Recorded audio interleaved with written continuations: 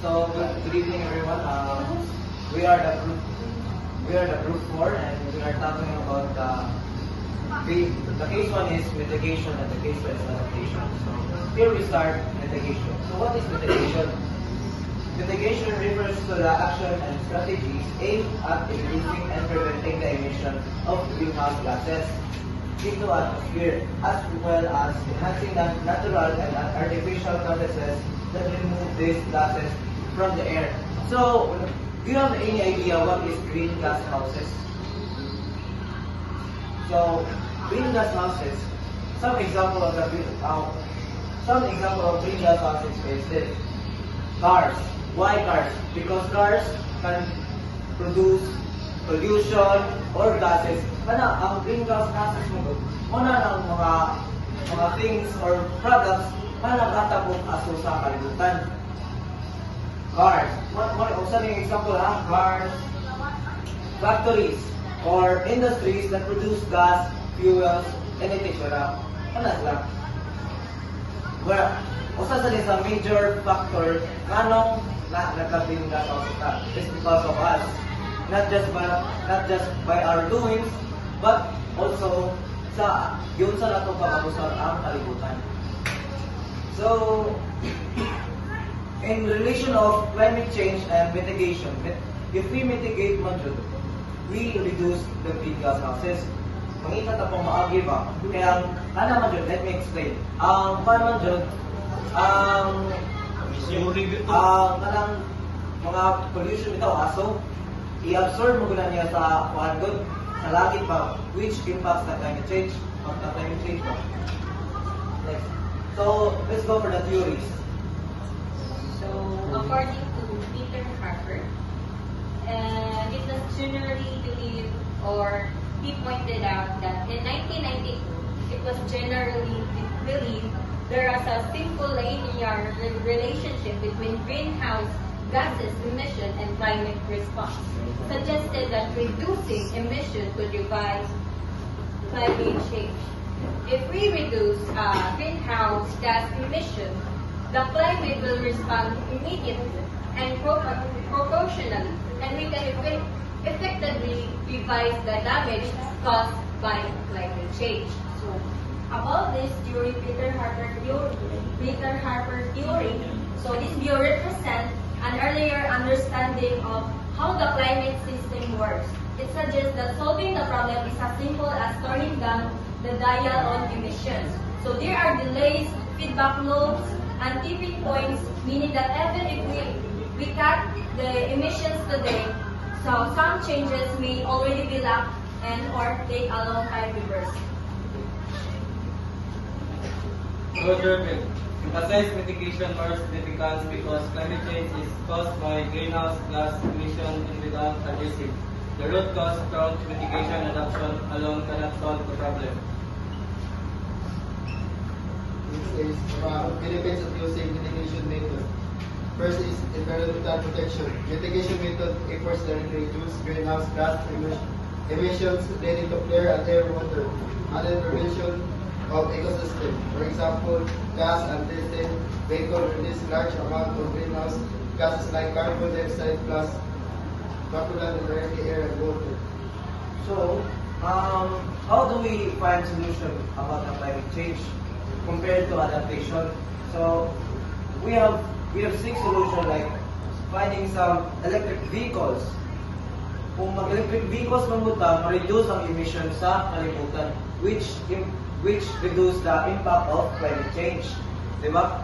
Okay, through the emission or mga carbon dioxide sa daghan og mga industries or mga factories sa nakadaghan na sila, nagkalabi ang sa climate change, ang impact. So, may idea kung kita ang green gas houses. So, what's the relationship between green gas houses, between mitigation and climate change?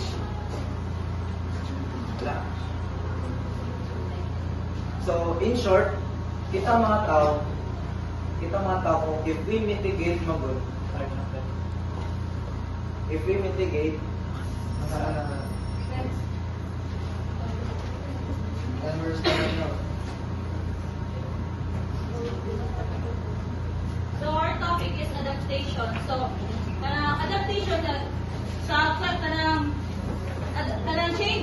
Climate change and adaptation refers to the action taken by people, communities, and governments to adjust to the current or expected effects of climate change.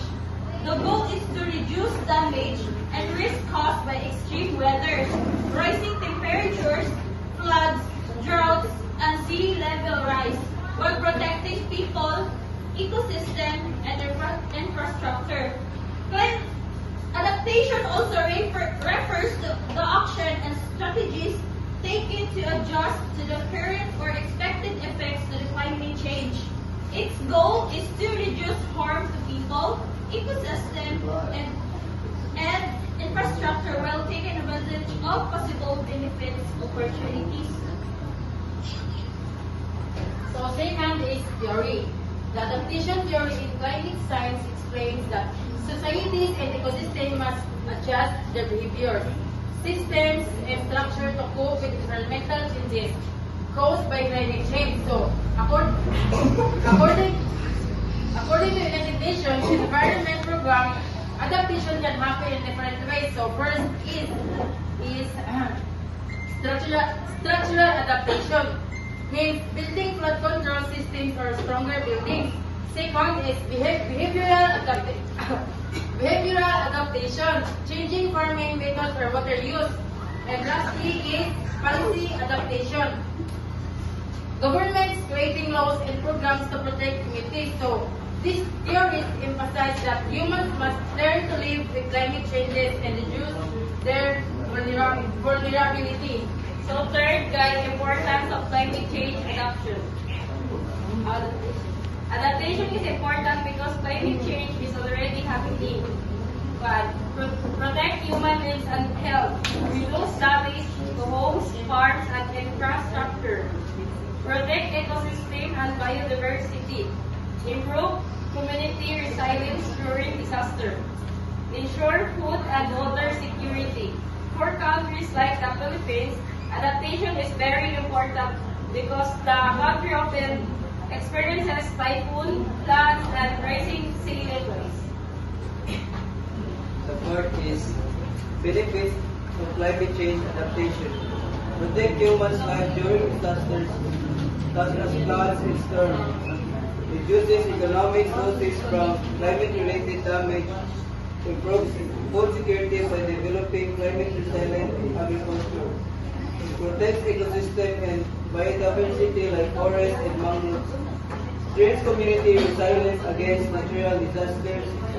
Ensures sustainable development even with changing climate conditions.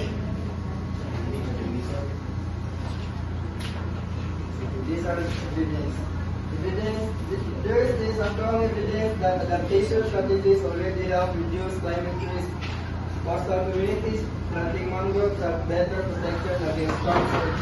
Farmers using drought-resistant crops can still produce food during dry season. Cities building better drainage system experiences fewer flood damages.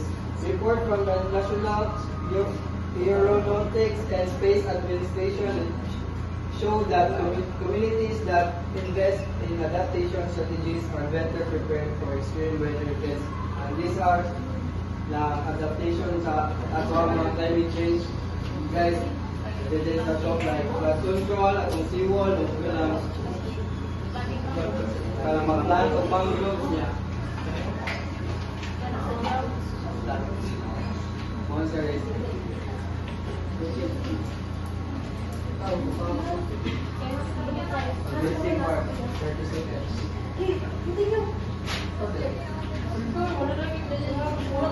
So, climate change adaptation means preparing for and responding to climate impacts such as stronger storms, floods, droughts, rising temperatures, and sea level rise.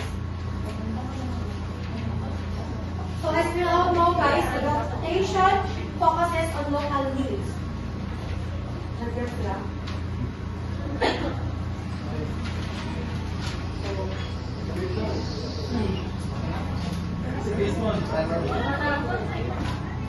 question and answer evidence. So, building flood control, why does some of our project here in Philippines remain unfinished? So, relying on our taxes, kita mag-rely naman kita sa taxes. Or, ang ato ang magpa-project sila like dams, seawalls, it's not a good idea because this project remains unfinished. Di ba, nakakuha ka sa DSWD ato, nangaon sa data ato katong flood. Yan, sige tawag kayo ang taxes na ginato na tayo sa bihapon. So, could be destroyed by storm or maybe it is used by corrupt officials. So instead, we should focus on preventing climate change by investing clean energy, just like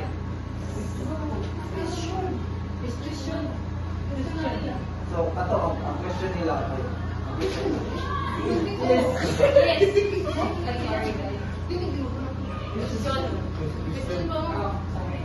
Sorry, guys.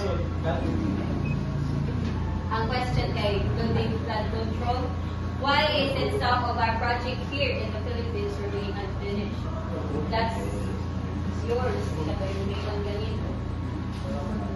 Okay. Sa base lang sa ako karon is like dili lang sa dalanghan itabo. Di ba naman ang kanan sa flood control? Yes, sakto na siya. Gamit ka rin na siya nato in case of baha. Ang nakapan na doon nato karon is nagi na ang corruption. Dili na siya mawak. Then, ang nakakuha mo na siya, ang flood control, which is okay na siya yung mukha sa tubig, gikan sa bukid pa doon sa ubos. Ang nakakuha lang din ana is ang tao nakakalimot na manage ana sa flood control. So, what is the use of flood control kung dili na to short term na siya kay di na long term ang flood control kay na may tendency na maguba ang sea walls or ang mga nasa dam sites or parang gusto ka na nasa gilid. We are looking for long term, di ba? So, why not we choose mitigation, di ba? Kay aside lang sa ato ang country, majority na ba diri kay kurang kaya. So, why we should invest our money on long-term products. Pinagkaya betang tax. Oh, Pinagkaya betang tax, di ba? So, niya. Inana, dili na tanong di ba? there are some evidences. There are some evidences that there are projects that remain unfinished.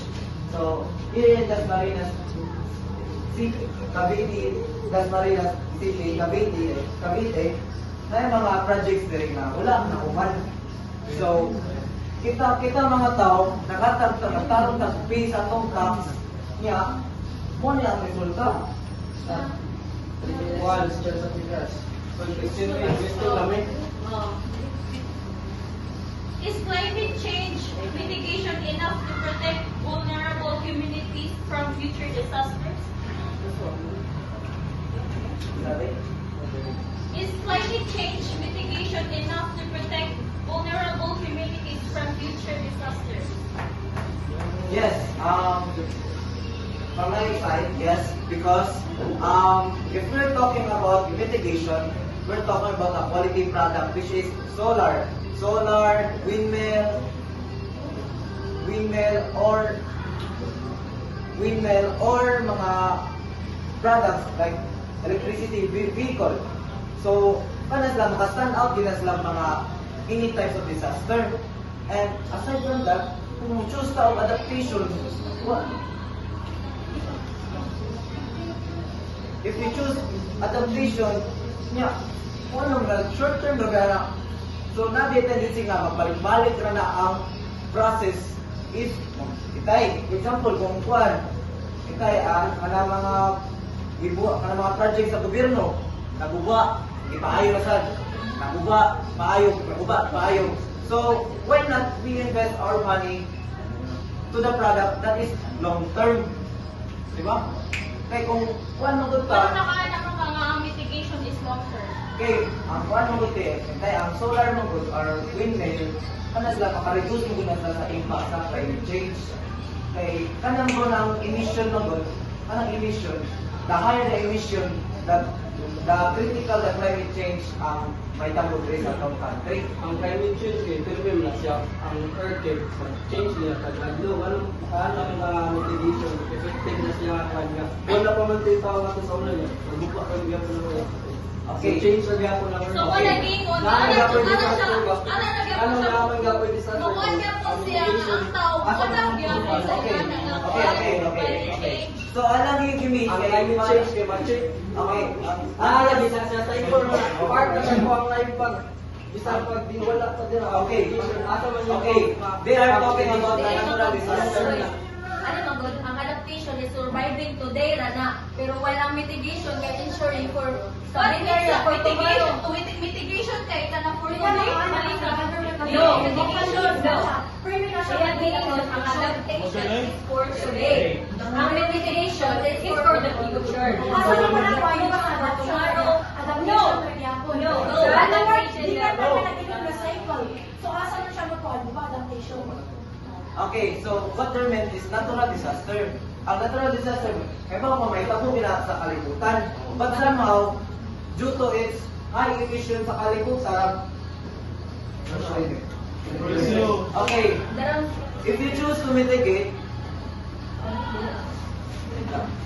to mitigate, for example, mag-base na ta sa tao. Mag-base na ta sa tao sa mitigation of adaptation. So, paano dyan?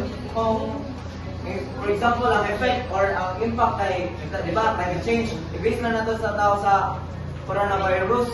So, kung mitigate maguta, we people find any type of solution or seek for solution para ma-stop ang virus. Yan, mawa sila itong mga ibang ating. However, if we choose adaptation, kay ang adaptation magod, short term na lang siya. For somehow, we adapt na sila. Then, if one, for example, coronavirus, based on my research, Do you think based on my research, if ang adoption temporarily na siya, meaning mag-circulate na siya. Kamo, mapiliyon ka mo invest mo sa projects na short term or mo-invest mo sa projects in the long run or in the long term. Diba? So, if you choose electric vehicles or somehow reduce the emission, ma-reduce kita ang impact sa climate change.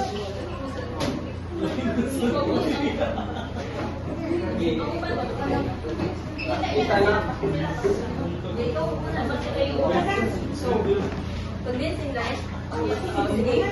So, di ba, niyan ako nga ang adaptation is about surviving today, but mitigation is about ensuring there is tomorrow or for the future. So, if we only focus on adapting, so we accept that destruction is kanang inevitable. So, mitigation give us hope.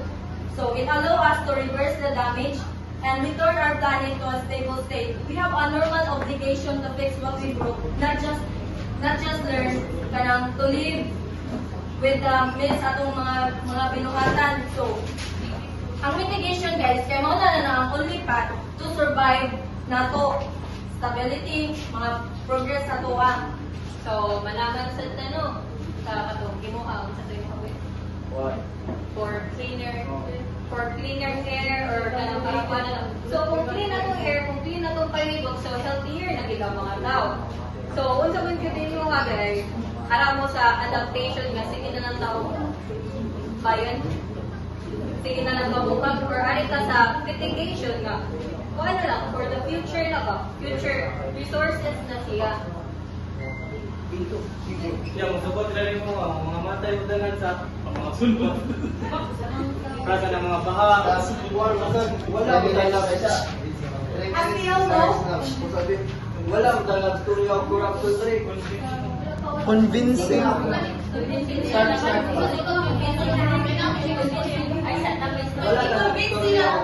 Wala ta nagstory of corruption diri daghan ang country nga naka-approve na mas effective ang adaptation like Netherlands lower do na sila sa kwan sa sea level pero bilang na outsmart ang water na sila mga barrier nga moali sila Where's the proof of New Zealand man? sa Netherlands sa Japan nga daw mga nag-kwan ang adaptation sa Japan, mas na less nila, mas na-protect nila ang tsunami nila. Sa Japan eh. Sa Japan. True. Wala talaga story of adaptation ang sa corruption ang atong istorya ng adaptation ng mitigation. Hindi na focus sa Philippines eh. Wala naman Like, talaga kuwan. Pilipinas right ka ng kuwan. Of course, nakalimutan.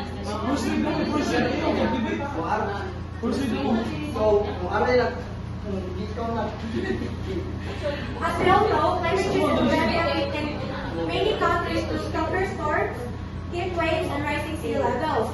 Because of this, adaptation is necessary to protect communities and future generations. Para na ako, I finally believe that adaptation should be our top priority for the three critical reasons: immediate impact, equity, and practical feasibility.